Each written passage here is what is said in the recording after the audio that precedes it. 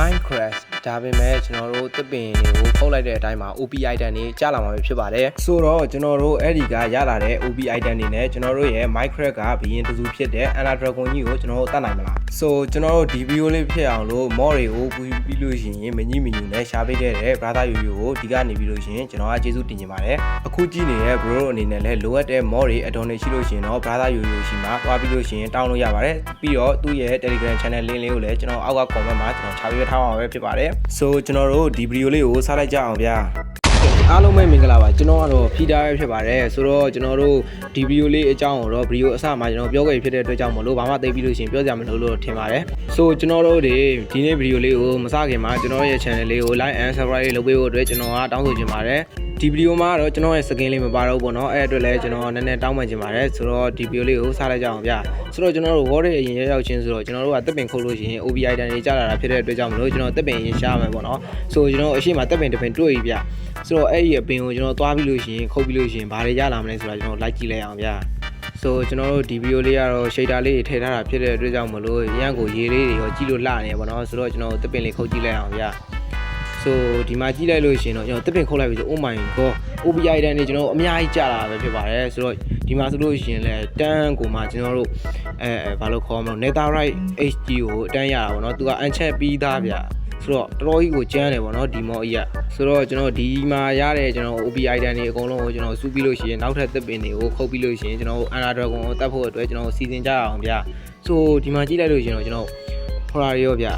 သူတို့ကအန်နာဖဲတွေရောသူတို့ကနောင်ဝါကြလို့ရှိရင်ကျွန်တော်ရမှာပေါ့နော် diamond တွေရော diamond picket တွေ diamond ဓာတ်တွေအများကြီးပဲပေါ့နော်ကျွန်တော်ရတာပဲဖြစ်ပါတယ်ဆိုတော့ကျွန်တော်လိုအပ်မဲ့ထင်းတဲ့ဟာလေးယူပြီးလို့ရှိရင်ဒီမှာ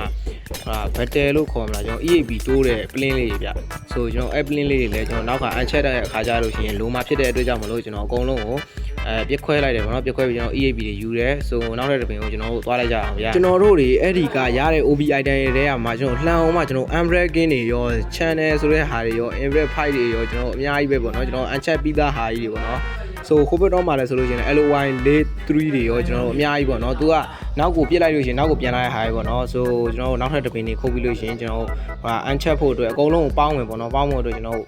အဲ့မှာကန်းကောင်းကျင်တော့ကျွန်တော်တို့အဲ့ဒီပေါင်းတဲ့ဟာပေါ့နော်ဘယ်လိုခေါ်မလဲတော့ကျွန်တော်လည်းမသိဘူးဗျဆိုအဲ့ဒါနဲ့ကျွန်တော်တို့ရသွားရပေါ့နော်ကျွန်တော်အဲ့ဒါနဲ့ကျွန်တော်ခုနရတယ်ကျွန်တော်ဟာတွေကိုပေါင်းဖို့အတွက်ကျွန်တော်လုပ်ပါတယ်ကျွန်တော်၄နှစ်ခုကိုပေါင်းမယ်ပြီးလို့ရှိရင်တော့ကျွန်တော် action နဲ့ battle လေးတွေကိုအပေါ်ပြစ်တယ်ကျွန်တော်ပေါင်းဖို့အတွက်ဟို EAP တွေကလိုတာဖြစ်တဲ့အတွက်ကြောင့်မလို့ကျွန်တော်တို့အရင်ဆုံးအနေနဲ့အဲ့ဒီဓာတ်လေးကိုလုပ်ရမယ်ပေါ့နော်အပေါ်မှာရှိတဲ့ EAP လေးတွေရဖို့အတွက်ဒီ battle လေးဘယ်လိုခေါ်မလဲ plane လေးတွေပေါ့နော် plane လေးခွဲလိုက်လို့ရှိရင် EAP တွေတက်တယ်ပေါ့နော်ဆိုကျွန်တော်မခေါ်တတ်တဲ့အတွက်ကြောင့်မလို့တောင်းပန်ပါတယ်အားလုံးဆိုကျွန်တော်ဒီမှာလေးလေးတွေကိုကျွန်တော်ပေါင်းလိုက်တယ်လေးပေါင်းပြီးသွားလို့ရှိရင်တော့ကျွန်တော်တို့ရဲ့ဒီ plan ဟောတာပေါ့ခင်းခွာကြီးပေါ့နော်ခင်းခွာကြီးပေါင်းလို့ကျွန်တော် EAP ကကျွန်တော် level 25ပေါ့နော်ဆိုကျွန်တော်မှာ plane တွေက64ဆိုတော့1 split ရှိသေးတယ်ပေါ့နော်1 split နဲ့ကျွန်တော်ရမယ်ထင်ပြီးလောက်ရတာဒါမှကျွန်တော်မရတဲ့အတွက်ကြောင့်မလို့ကျွန်တော်မပေါင်းလိုက်ရဘူးပေါ့နော်ဆိုကျွန်တော်နောက်ထပ်အဲ့လိုမျိုးဟိုထပ်ပြီးလို့ရှိရင်လုပ်လို့ရမယ်အပင်လေးတွေရှာမယ်ပေါ့နော်အဲ့မှာကျွန်တော် golden apple တွေရောနောက်ထပ်ကျလာတဲ့ပစ္စည်းတွေမှာကျွန်တော်အများကြီးပဲဗျာဆိုကျွန်တော်အဓိကရည်ရွယ်ချက်ကတော့အဲ့ဒီຢာတွေကြည့်ကြမလို့ပေါ့နော်ကျွန်တော်နေသားတဲ့သွားဖို့အတွက်လက်နဲ့အလုံးလောက်နဲ့ပြီးလို့ရှိရင်အဲ့ဒီနေသားဟုတ်ပါဘူးနေသားတောင်ဖြစ်တယ်ကျွန်တော်ဟာ dragon ပေါ့နော် dragon သွားတက်ဖို့အတွက်ကြောင့်မလို့ကျွန်တော်အန်တာပေါ်တယ်ပေါ့နော်အန်တာပေါ်တယ်လားအန်ပေါ်တယ်လားမသိဘူးအဲ့ဒါကျွန်တော်ရှားရမယ်ပေါ့နော်ဆိုကျွန်တော်အဲ့ပစ္စည်းကျွန်တော်လိုက်ရှာတယ်ပေါ့နော်ဆိုကျွန်တော်တို့ခုနရထားတဲ့ OB item တွေထဲမှာကျွန်တော်ဖနက်ကိုစီးလိုက်တာပေါ့နော်ထူးဆန်းတာတခုရှိရဗျာကျွန်တော်ရေပေါ်တွားလိုက်ပြီဆိုလို့ရှိရင်သူကအောက်ကရေတွေကကျွန်တော်ရေခဲအဖြစ်ကျွန်တော်ပြောင်းလဲသွားတာပေါ့နော်ဆိုတော့အဲ့ဒါတော်တော်လေးကိုမိုက်ပါတယ်ကျွန်တော်အထင်ပြောရမယ်ဆိုလို့ရှိရင်ဒီမှာရှိနေတဲ့ pro walking ဆိုတဲ့အဲ့ဒီ enchant ဘုတ်ကနေမှကျွန်တော်တို့ရေပေါ်ကိုရှောက်လိုက်ပြီဆိုလို့ရှိရင်ရေခဲတွေဖြစ်သွားတာပဲဖြစ်မှာပေါ့နော်ဆိုကျွန်တော်ရေးထဲမှာဆိုလို့ရှိရင်ကျွန်တော်ရဲ့အခု shader လေးကအရင်ကိုလှတယ်ဗျာဆိုကျွန်တော်တို့ထပ်ပြီးလို့ရှိရင် Ender Dragon တက်ဖို့အတွက် OBI တန်းနေသွားပြီးလို့ရှိရင်စုလိုက်အောင်ဗျာကျွန်တော်ပြောနေတဲ့ LOY ALDY ဆိုတဲ့enchant ဘုတ်ကကြတော့ဒီ plan ကိုကျွန်တော်ပြစ်လိုက်ပြီဆိုလို့ရှိရင်နောက်ကိုကျွန်တော်ပြန်လာတာပေါ့နော်ဆိုကျွန်တော်အဲ့ဒါတော်တော်လေးကိုမိုက်တယ်ဗျာဆိုဒီမှာကြည့်လိုက်ပေါ့နော်ကျွန်တော်အဝေးကြီးကိုကျွန်တော်လှမ်းအောင်ပြစ်လိုက်တယ်အဲ့ဒီလှမ်းနေမှာကျွန်တော်ရှိကိုပြန်လာတယ်ပေါ့နော် ဆိုအဲ့ဒါတော်တော်ကြီးကိုမှမိုက်တယ်ပေါ့နော်ဆိုတော့ကျွန်တော်စကားတွေအများကြီးမပြောဘဲနဲ့ကျွန်တော်တို့လိုအပ်တဲ့ OPI တန်းတွေကျွန်တော်ရှာမယ်ပေါ့နော်ဘာလို့ဆိုညမောင်တော့မှာဖြစ်တဲ့အတွက်ကြောင့်မလို့ပဲဖြစ်ပါတယ်ကျိုးတာယိုဒီမှာကျွန်တော်တထေးဖြစ်နေပြီပဲဖြစ်ပါတယ်ဆိုဒီမောနေတာဆိုလို့ရှိရင်ကျွန်တော်ခဏအတွင်းကျွန်တော်တို့တထေးဖြစ်နိုင်တယ်ပေါ့နော်ဘာလို့ဆိုအောက်ကဒိုင်းမိုးတွေကိုပဲကြီးလိုက်ဗျာဒါကျွန်တော်ရှာထားတဲ့ဟာတစ်ခုမှမရှိဘူးပေါ့နော်ဒါကျွန်တော်တပင်တွေခုတ်လို့ရတဲ့ OPI တန်းတွေကိုစုထားတာပေါ့နော်ဆိုကျွန်တော်ဒီဓာတ်တွေကိုတူးလိုက်မယ်ပေါ့နော်ကျွန်တော်ရဲ့ packet ကကျွန်တော် Fortune 3နဲ့ဆိုတော့တရုံးတူးလိုက်ပြီဆိုလို့ရှိရင်ကျွန်တော် diamond တွေကကျွန်တော်အများကြီးထွက်လာတာပေါ့နော်ကျွန်တော်ဒီညဟိုကတော့ကျွန်တော်ဟိုကောင်လာတဲ့ကျွန်တော်တို့အန်နီရတွေကိုကျွန်တော်တို့ရင်ဆိုင်ပြီးလို့ရှိရင်ဖြတ်တန်းလိုက်တယ်ပေါ့နော်ကျွန်တော်တို့မိုးလင်းမှာပဲကျွန်တော်အားလုံးကိုပြန်တွေးကြပါမယ်ခင်ဗျာဒီဟိုလုတ်ဒီလုတ်နဲ့ပဲကျွန်တော်ဒီညကိုကျွန်တော်ကုန်းဆုံးလိုက်တယ်ပေါ့နော်မိုးလင်းကြမှာပဲကျွန်တော်လိုအပ်တဲ့ OPI တန်းတွေကိုထပ်ပြီးလို့ရှိရင်ရှားကြမယ်ပေါ့နော်ကျွန်တော် finally မိုးလင်းတဲ့အချိန်မှာကျွန်တော်ရှားကြည့်လိုက်တဲ့အချိန်မှာတော့ကျွန်တော်တို့အရင်လိုအပ်နေတဲ့ဟိုအနာဟိုလေးကိုသွားလို့ရမယ်ကျွန်တော်တို့ဟိုကြီးရဲ့ပေါ်တယ်ဟိုလောက်တဲ့ဟာတွေကျွန်တော်တွေ့ရပါတော့ဆိုနောက်ဒါမဲ့ तू က9ခုလေးရှိနေရပေါ့နောက်ထပ်ကျွန်တော်ထပ်လိုတဲ့အတွက်ကြောင့်မလို့ကျွန်တော်လိုအပ်တဲ့ဟာတွေကျွန်တော်ဆက်ရှာတယ်ဒါမဲ့လောဆယ်တော့မတွေ့သေးဘူးပေါ့နော်ကျွန်တော်ပြီးလို့ရှိရင်ကျွန်တော်အနာ play တွေကျွန်တော်လိုတယ်ပေါ့နော်ဆိုကျွန်တော်ထပ်ရှာလိုက်ပါဦးမယ်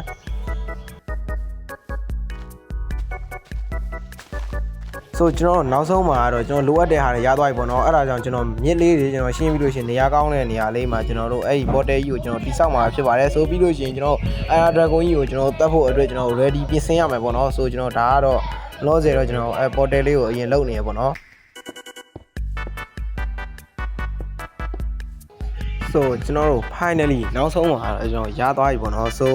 ကျွန်တော်အထက်ကိုဝင်ဖို့အတွက်ကျွန်တော်တို့အကုန်လုံးလည်းကျွန်တော်တို့ပြင်ဆင်ပြီးသွားပြီဆိုတော့ကျွန်တော် timing လေးခေါ်ပြီးလို့ရှိရင်ဝင်လိုက်ကြအောင်ဗျာဆို1 2 3ကိုမယ်နေလို့ဆိုကျွန်တော်ဘာလုပ်နေလဲတော့မသိဘူးဗျာဟျောင်းနေဝင်တော့လို့ဒီကောင်းလေးဘာလို့မဝင်တာတော့ကွာဟျောင်းရငါ့ဆောက်ရှစ်တွေခွဲနေပြီလို့ okay ဝင်ပြီကဲဆိုတော့ let's go ကိုတွားကြရအောင်ဆိုကျွန်တော်ရောက်ပြီပေါ့နော်အဲ့ဒါဟိုလာတဲ့ဟိုမရောက်သေးဘူးလားရောက်ပြီဆိုကျွန်တော်တို့ Anna play နဲ့ပဲကျွန်တော်ပြစ်ပြီးလို့ရှိရင်သွားမယ်ပေါ့နော်ဆိုကျွန်တော်ရောက်ချင်းမှာတော့ကျွန်တော်အဲ့ဒီ Anna Man ဆိုတဲ့ကောင်ကြီးဟုတ်ပါဘူး Anna Dragon ကြီးဆိုတဲ့ကောင်ကြီးကိုသွေးဖြစ်ပေးနေတယ်ကျွန်တော်အပေါ်ကအဲ့တိုင်းပေါ်ကဟိုအလုံးကြီးပေါ့နော်အဲ့အလုံးကြီးကိုကျွန်တော်ဖြစ်ရမှာဖြစ်ပါတယ်ဆိုကျွန်တော် live ဖြစ်လိုက်ပါမယ်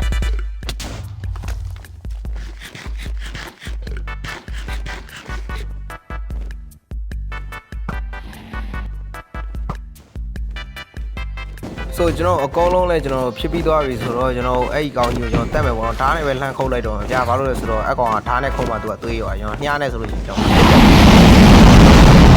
်လက်ခုတ်မရောက်သေးသေးမင်းသေးမှငါနိုင်မှာဟာဘေးနာငမဲကောင်တွေကလည်းသူ့ဖေထီရောနားရဟျောင်းနေငါမင်းတို့ကိုကြီးလဲမကြည့်ပဲဘာလို့ငါလိုက်လုံနေတာတော့လို့ဟျောင်းနေကိုကနေကိုနေစမ်းကွာလာပြီငကားဆိုတဲ့ကောင်ကြီးကလေမင်းတို့လိုပဲသိလားသူ့ကိုနာကျင်အောင်လုပ်နေတော့အကောင်ထပ်ပြီးလို့ရှိရင်ဓာတ်နဲ့လိုက်ခုတ်တယ်ပေါ့နော်ဆိုအကောင်သွေးရတော့တော်လေးကိုင်းနေပြီဒါမှမဟုတ်အကောင်မသေးသေးဘူးဗျ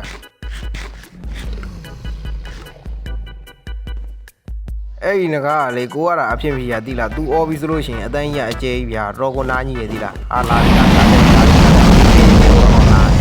်မဟာကြောင်မြားနဲ့ပြစ်တာရောက်မထီးဘူးอ่ะရောက်ဒါဆိုတော့ကျွန်တော်ဓာတ်နဲ့ပဲခုတ်မယ်ဝါရောက်သေးသေးရောက